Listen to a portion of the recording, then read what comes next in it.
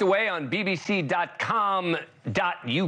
on their help and feedback link, not exactly the front page, is an apology that reads in part, "We ran a story about Hamas accusing the Israeli army of carrying out summary executions in the Gaza Strip. This was a Hamas statement. We had not made sufficient effort to seek corroborating evidence to justify reporting the Hamas claim. We apologize for this mistake."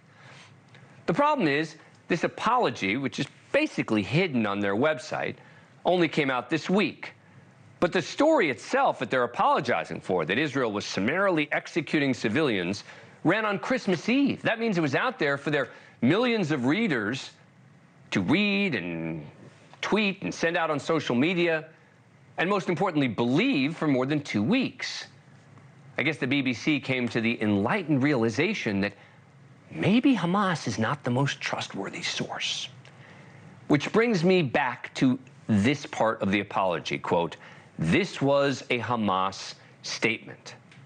So the prestigious British Broadcasting Corporation is taking the word of Hamas, an organization officially recognized by the UK and many others as a terror group, running with it as fact. But the bigger issue is that no one should be surprised, because this is the same news agency that in the aftermath of the October 7th massacre, which included the rapes of women, burning of babies, defended their decision not to refer to Hamas as terrorists, rather only as militants, a policy they eventually changed, but only after mass criticism. And remember that back in October, this is how they covered that massive explosion at Al-Hali Hospital in Gaza, which turned out to have been an errant missile fired by Islamic Jihad.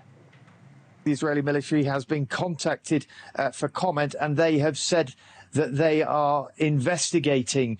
But, you know, it is hard to see what else this could be, really, given the size of the explosion, other than an Israeli airstrike or several airstrikes. Yeah. A few days later, BBC said this: "We accept that even in this fast-moving situation, it was wrong to speculate in this way. That doesn't represent the entirety of the BBC's output." But it actually is the entirety of the BBC's output that's the problem.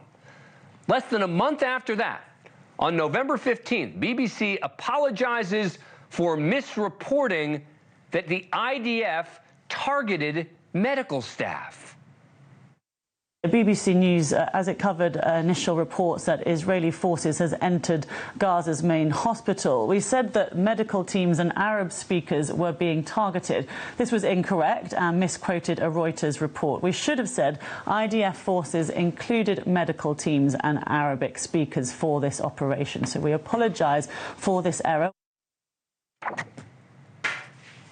I mean, you said Israel was aiming to kill medics and Arab speakers, when the truth was that Israeli forces included medics and Arab speakers, presumably to help with wounded Gazans?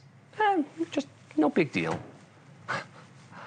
Makes 3 major mistakes by the BBC, which all made the assumption that Israel was guilty of something horrible in some way, shape, or form that turned out to be conclusively or likely false.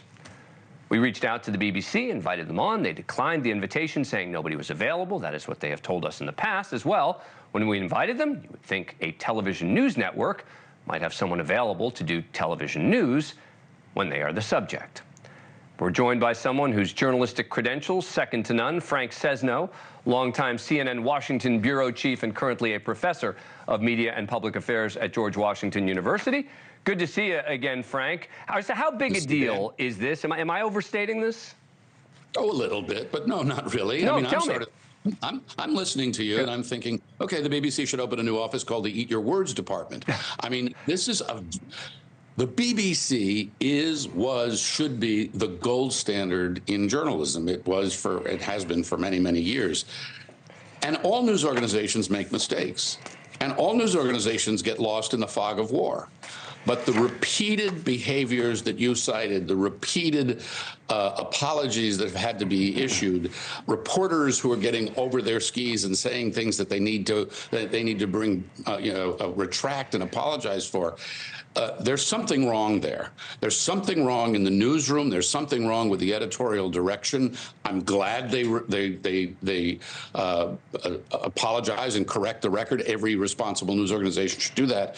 But the BBC has covered wars before. They've covered the Middle East. They know the reliability or lack of reliability of the sources they're dealing with. And this is something that just simply shouldn't be happening. Thank you for watching. Go to newsnationnow.com to find NewsNation on your cable provider. And don't forget to click the red subscribe button below to get more of NewsNation's fact-driven, unbiased coverage.